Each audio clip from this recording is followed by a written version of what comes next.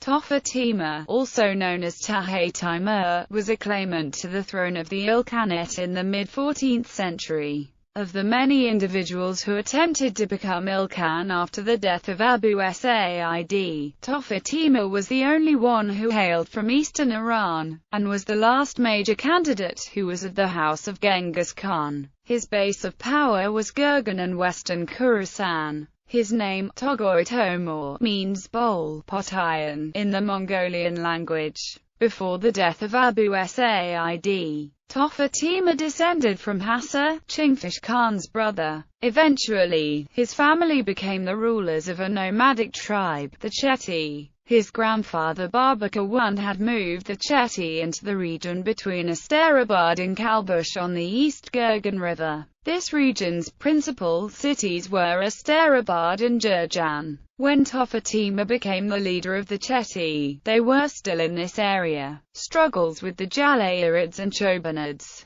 A few months after the death of Ilkhan Abu Sa'id in 1335, Togha Temür became involved in the succession struggle. The governor of Khorasan, Sheikh Ali B. Ali Khuja, noting Togha Temür's relation to Genghis Khan, proposed naming him Ilkhan, and most of the princes of eastern Iran were convinced to accept him as sovereign. After his name was added to the coinage and in the official prayers, an expedition into western Iran was planned. In that part of the country, two Ilkhans, Arpaken and Musa Khan, had already been overthrown, and it was believed that the troops of Khorasan could overcome the instability there. In the spring of 1337, Togha Temür's forces began the campaign. There was dissension within his ranks. However, several local princes resented the power of Sheikh Ali over the would-be Ilkhan, and hated the economic policies that he had been in charge of implementing as governor of Khorasan. As a result, two of his supporters, namely Arghun Shah, who was chief of the Jawni Kurban tribe, and Abdallah B. Mulai, who held Khuhistan, withdrew from the campaign at Bistam.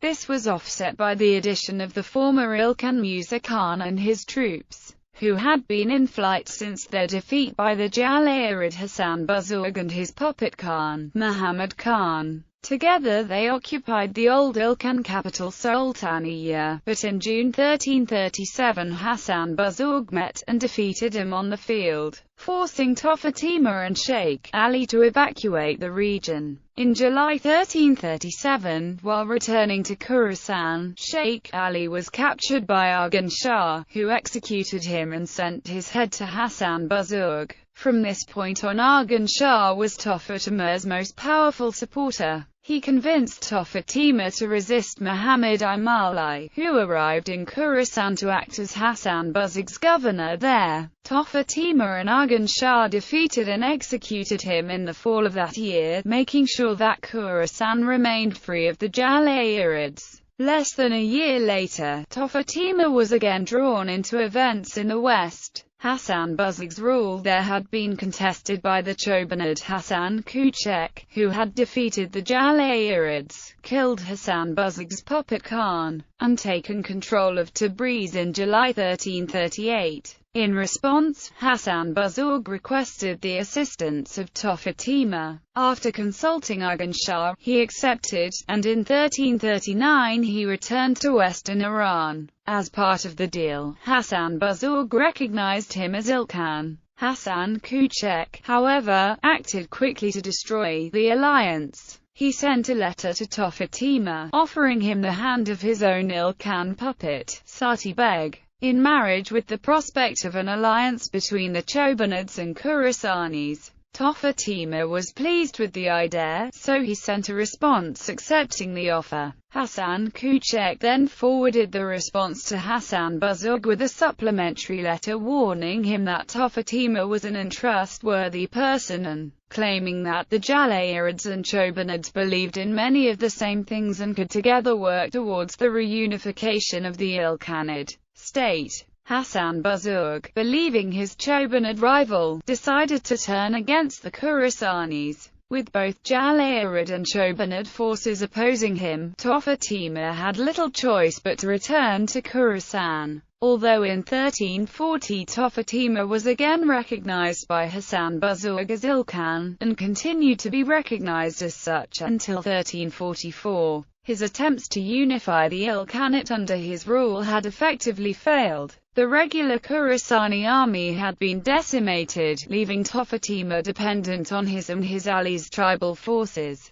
which were insufficient to conquer the west. Conflict with the Sarbadas. In the west, the Jalayirids and Chobanids had prevented Togha Temür from extending his rule across much of the Ilkhanate. Another group opposed him much more directly. They threatened his rule in Khorasan itself. The Sarbadas came to power by revolting against one of Togha Temür's subordinates, Ala al-Din Muhammad, as a result of increasingly harsh tax demands. Initially, the Sarbadas claimed that their revolt was against Ala al-Din only and not against Togha Temür, and continued to put Togha Temür's name on their coins. When they attacked Arghun Shah's Jawni Kurban, however, Togha Temür was prompted to send his forces against them, but they were defeated and both Ala al-Din and Abdallah b. Mulai were killed. Following this, the Sarbadas took much of Khorasan and transferred their allegiance to the Chobanids.